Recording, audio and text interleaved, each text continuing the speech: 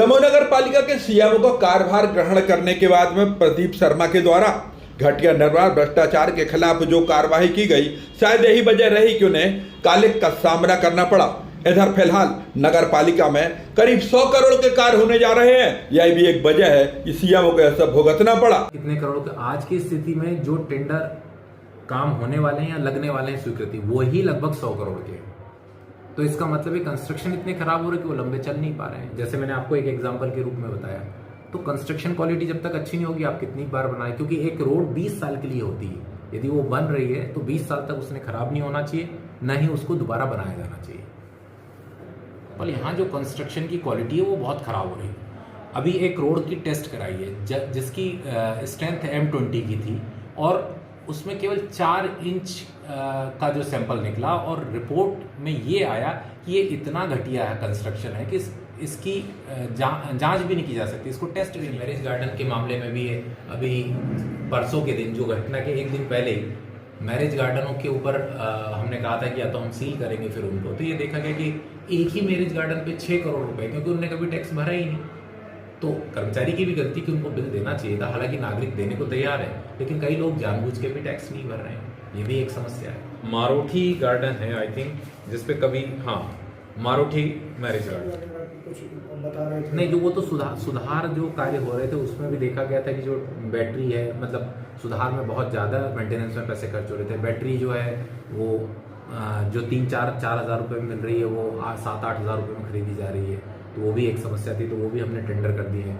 एक टेंडर आपने पेपर में भी पढ़ा होगा, उस टेंडर में ही वो रेट जो था वो लगभग कितने 40 हज़ार रुपये के आसपास का एक टायर था, जो मार्केट में इजीली 15 हज़ार में अवेलेबल था। तो हमने फिर वो टेंडर जो है उसमें नेगोशिएट किया कि इससे ज़्यादा नहीं होगा, हमने डायरेक्ट परचेज वहाँ से कर लिया। इस समय तो कर्मचारी हटाए थे, क्योंकि हमारी जब वित्तीय स्थिति अच्छी नहीं है तो इतनी कर्मचारियों की आवश्यकता नहीं है, और वैसे भी बहुत सारे कर्मचारी काम नहीं कर रहे थे। अभी भी 1-2 कर्मचारी को बर्खास्त किया। एक तो कर्मचारी ऐसा था कि जो सैलरी ले रहा था, कभी आ ही नहीं रहा था, लाड़ान बाग में ड्यूटी थी उसकी। तो टैक्स ठीक से बन ही नहीं रहा, मतलब अपना कोई काम ही नहीं कर रहा है। मैंने ये लेटर फिर जारी किया कि भाई आप इसको टैक्स कैलकुलेट कीजिए और ठीक से फिर बनाइए। तो एक तो ये भी यहाँ बड़ी समस्या है वसूली की। आप देख रहे हैं कि पैसा नहीं है, और दूसरी तरफ ये जैसे फॉर एग्जांपल जिनने भर भी दिया, यहीं सामने 2 होटल मैंने चेक किया था, एक ये और एक ये गुरुकृपा के होटल ने पूरा पैसा भरा, मतलब उसका आज तक का पेड। मैंने बोला कितना पेड किया, तो उन्होंने पेड किया 21,920 रुपये, उनका जीरो हो गया। अब मैंने कहा 21,000 कैसे कम बना, वो तो 3 मंजिला है। एक्चुअल में उसका इनने एरिया कम बताया 7,270, एक्चुअल एरिया में कितना था उनका 21,000 3 मंजिला में। तो टैक्स कितना बना 1,61,088 रुपये, यानी उनने कितना भरा कम करा एक साल में 1,39,168 रुपये कम भरे। अब मैं कितनी पेनल्टी लगाऊंगा 5 गुना, मतलब आज की स्थिति में उनको 7 लाख भरने पड़ेंगे एक साल की, फिर हर साल की एज। लेकिन इसमें उनकी गलती नहीं है भाई, जो कर्मचारी गया था उसको क्या दिख नहीं रही थी कि इतनी मंजिल है, लेकिन वो भी डरे हुए रहते हैं।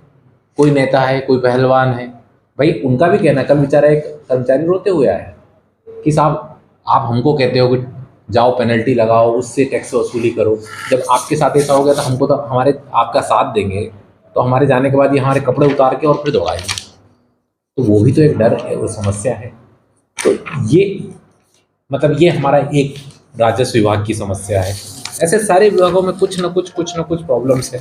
फिर हमारे जल प्रदाय में रोज लीकेज होते हैं, रोज सुधार आ जाता है। पहले करोड़ों रुपए के सुधार के बिल होते थे, मैं आया तब 60 लाख के 1 लाख के बिल थे। अभी हमने टेंडर कर दिया, और पहली बात तो सुधारने की जरूरत क्यों है, जयंती सुपर कंस्ट्रक्शन काम कर रहा है और वही लीकेज सुधार के लिए भी जिम्मेदार है। भाई पुरानी लाइन कितनी है 5% 10%, और वैसे वो भी बंद हो जानी चाहिए थी अब तक। जब वो काम कर रहा है तो नई लाइन डालने का कॉन्ट्रैक्ट उसका है। तो मैंने सबसे पहले ये रोका कि नहीं, आप बिल नहीं बनाएंगे। यदि नई लाइन में कहीं वो नहीं सुधार रहा है तो उसी के पैसे से काटा जाएगा। उसका मैंने कोई बिल नहीं किया, उसी के पैसे से काटा जाएगा।